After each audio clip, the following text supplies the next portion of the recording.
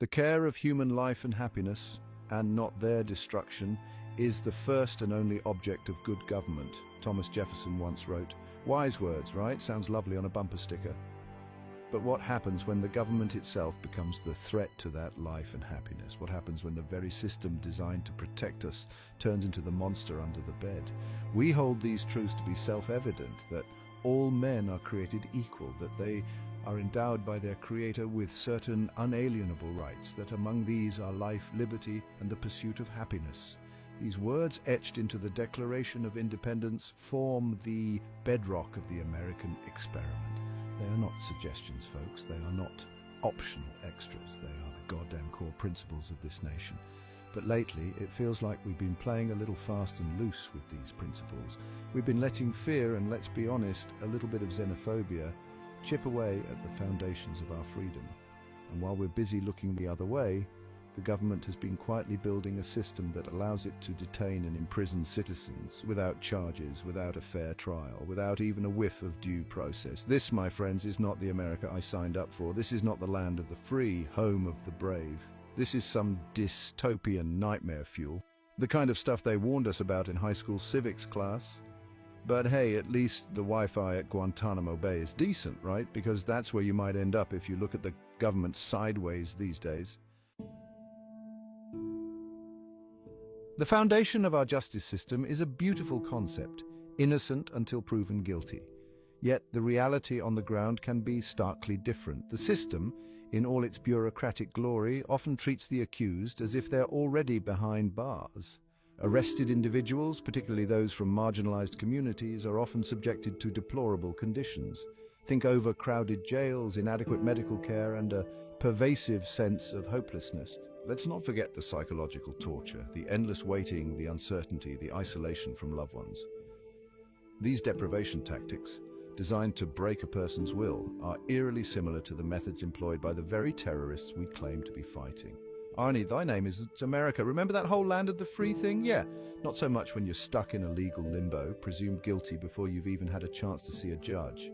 It's like being in a Kafka novel, except the ending is less profoundly ambiguous and more utterly screwed. This isn't about being soft on crime. This is about sticking to the damn script. The Constitution, in case you haven't read it recently, and let's be honest, who has, guarantees certain fundamental rights, even to those accused of crimes. Rights like the presumption of innocence, the right to a fair trial, the right to not be treated like a caged animal. Basic stuff, really. You know, the kind of rights that separate us from the dictators and despots of the world. Let's talk about Guantanamo Bay, that little slice of paradise in Cuba where the Geneva Conventions apparently went on vacation and forgot to come back. Established in the wake of 9/11, Gitmo, as the cool kids call it, has become a symbol of American exceptionalism at its worst. A legal black hole where the laws of the land don't apply and the rules are made up as they go along. Hundreds of individuals, labeled as enemy combatants on the flimsiest of evidence, have been detained at Guantanamo, some for over a decade, without charges, without trial, without even a whisper of hope. Their alleged crimes, vaguely defined, often based on hearsay or coerced confessions obtained through, shall we say, enhanced interrogation techniques. Waterboarding anyone? These detainees, many of whom were later found to be completely innocent, were subjected to inhumane conditions, deprived of sleep, medical care, and contact with the outside world. They were denied basic human rights, treated like animals in a zoo, all in the name of national security. Because, you know, nothing says safe and secure like a government willing to throw out the rule book and embrace torture. The very existence of Guantanamo Bay is an affront to the values America claims to hold dear. It's a stain on our national conscience, a festering wound on our commitment to justice and the rule of law. It's time to close this goddamn chapter of American history and send a clear message to the world. We are better than this, or at least we used to be. Look, I'm no constitutional scholar. I get most of my legal advice from Law and Order reruns and the occasional Twitter thread. But even I know that the Constitution is kind of a big deal. It's the supreme law of the land, the document that lays out the framework for our government and guarantees our fundamental rights. It's like the owner's manual for America, except instead of telling you how to change a tire, It tells you how to run a country without turning into a tyrannical hellscape. One of the key principles enshrined in the Constitution is the concept of due process of law. Basically, it means you can't just lock someone up without giving them a fair shake. You know, a trial, a lawyer, a chance to confront their accusers, that sort of thing. It's the bedrock of our legal system, the principle that separates us from the banana republics and kangaroo courts of the world. But here's the thing. When you start detaining people without charges, without trials, without even the pretense of due process, you're basically taking a big, fat Sharpie to the Constitution and crossing out the parts you don't like. You're saying, yeah, those rights are nice and all, but they don't apply anymore because, you know, terrorism or whatever. This is dangerous territory, folks. When we start chipping away at the Constitution, even in the name of national security, we undermine the very foundations of our democracy. We create a system where anyone can be targeted, detained, and stripped of their rights without recourse. And that, my friends, is a slippery slope that leads straight to tyranny. Section 5, the thin veneer of justice military tribunals. Now you might be thinking, but John, surely these detainees get some kind of hearing, right? They can't just be locked up indefinitely without any chance to plead their case. And you'd be right, sort of. They get something called a military tribunal, emphasis on the sort of... Imagine a regular court of law, got it? Good. Now imagine that court with fewer rights for the accused, less transparency, and a healthy dose of government secrecy. Oh, and replace the judge with a panel of military officers who may or may not have legal training and whose primary loyalty is to the very entity that detained the accused in the first place. Congratulations, you've just visualized a military tribunal. These tribunals, set up to try suspected terrorists, have been widely criticized for lacking the basic fairness and impartiality of a civilian court. Evidence is often classified, hearsay is admissible, and the accused may not have access to a lawyer of their choosing. It's like trying to win a game of poker when the house is dealing the cards, holding all the chips and occasionally peeking at your hand. The use of military tribunals to try civilians, even those accused of terrorism, sets a dangerous precedent. It creates a two-tiered system of justice, one for regular folks and one for those deemed enemy combatants, a designation that can be applied arbitrarily and without due process. It's a system that erodes the very principles of fairness and justice that our legal system is supposed to uphold. Section 6. The price of freedom paid in full with interest. This isn't just about abstract legal concepts, folks. This is about real people with real lives whose lives have been shattered by this system. People like Yasser Hamdi, a US citizen who was detained as an enemy combatant for 3 years without charges, or Adnan Shukri Juma, a Saudi-born legal resident of the US who was accused of terrorism based on flimsy evidence and killed in a drone strike without ever having the opportunity to face his accusers. These are just two examples among hundreds. Innocent people caught in the crosshairs of the war on terror, stripped of their freedom, their dignity, their lives, all in the name of national security. And for what? To what extent has this erosion of our rights actually made us safer? The answer, my friends, is blowing in the wind. Along with the shredded remains of the Constitution, we like to think of America as a beacon of freedom and justice, a shining city on a hill. But how can we claim that mantle when we allow our government to detain and imprison citizens without charges, without trials, without even the semblance of due process? When did we become so afraid of our own shadows that we were willing to sacrifice the very principles that make us American? This isn't about being soft on terrorism. It's about being hard on tyranny. It's about remembering who we are and what we stand for. It's about standing up for our rights, even when it's hard, even when it's unpopular, even when it's inconvenient. Because the moment we stop fighting for our freedom is the moment we cease to be free. Section 7, the American way or the American way out. Remember that whole shining city on a hill thing? Yeah, about that. It's getting harder and harder to maintain that image when we're busy building cages for our own citizens.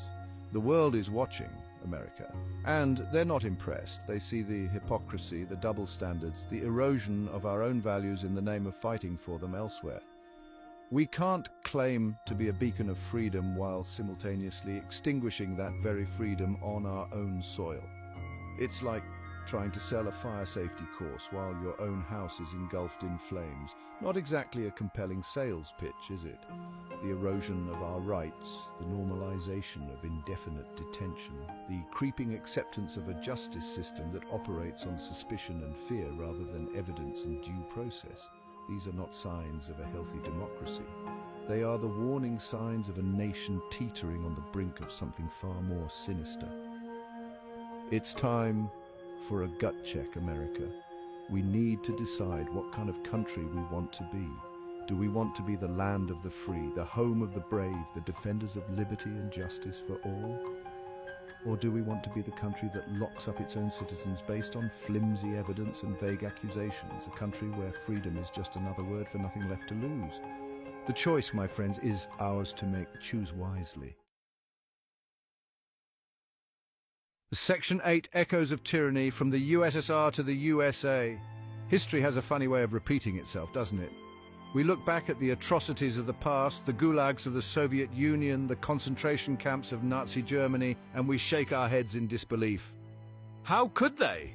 We ask ourselves. How could they perpetrate such horrors? How could they stand by and let it happen? And yet, here we are, tiptoeing down that same dangerous path. We tell ourselves it's different this time, that we're the good guys, that we'd never stoop to such barbarity.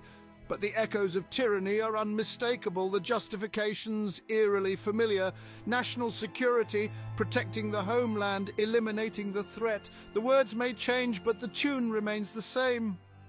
The Soviet Union, in its paranoia and quest for absolute control, perfected the art of disappearing its citizens. A knock on the door in the dead of night, a one-way trip to a Siberian gulag. No trial, no charges, no explanation. Just the chilling silence of a government that could crush its own people without consequence. We may not have gulags in America, well, except for that one in Cuba, but the underlying principles are disturbingly similar. The presumption of guilt, the erosion of due process, the willingness to sacrifice individual liberty in the name of some nebulous collective good. These are the hallmarks of authoritarianism, not the hallmarks of a free and just society. Section 9, the slippery slope of fear, a national pastime. Fear is a powerful drug. It clouds our judgment, distorts our perception, and makes us susceptible to all sorts of bad ideas. And boy, oh boy, do our leaders love to exploit it. They dangle the spectre of terrorism in front of us like a carrot on a stick, convincing us that the only way to stay safe is to surrender our freedoms. It's a tale as old as time. The government, in its infinite wisdom, identifies a threat. The threat, often vaguely defined and poorly understood, is then used to justify a whole host of draconian measures. Surveillance programs, military interventions, and of course the erosion of civil liberties. We've seen this playbook before. After 9/11, fear gripped the nation, and in the name of keeping us safe, the government passed the Patriot Act, a sweeping piece of legislation that expanded the government's surveillance powers and eroded our privacy rights. Libraries were forced to hand over their records, phone calls were tapped, emails were monitored, all in the name of national security.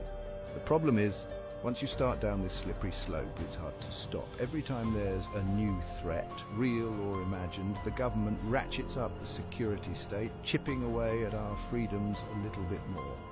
And we, the people, conditioned to fear and distrust, go along with it. After all, who are we to argue with national security?